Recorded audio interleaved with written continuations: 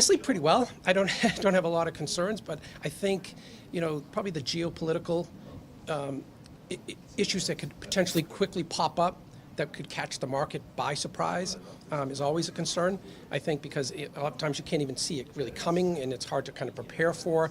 So that's probably the number one thing that keeps myself and I know other investors up at night. I'd say my biggest thing that I do fear right now, obviously we've had a pretty extended bull market at this point. I'd say what worries me most is, and I've kind of talked about this before as well, just people not fully understanding what they own and understanding that a lot of the stuff that they bought, ETFs in particular, a lot of market cap oriented stuff, that there's a lot more exposure to things than they probably would have expected. So that's what worries me.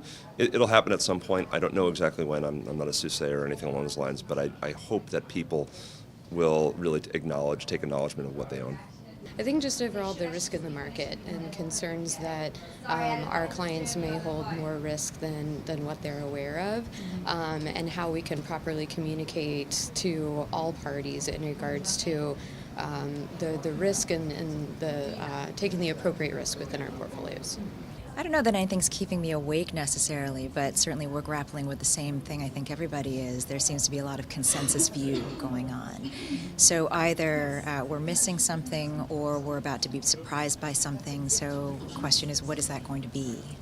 I think it's really the degree to which volatility has been nearly absent for almost a decade, and I think it's something for which the individual investor is totally unprepared if the early February sell-off was any indication. And so I think, it used to be that one would expect to have sell-offs and natural buying opportunities, and that now totally takes investors completely unaware. And the panic is extraordinary. And you also see them now with having so few pullbacks, engaging in a lot more esoteric strategies that are really not designed for retail investors. So I think that's very concerning.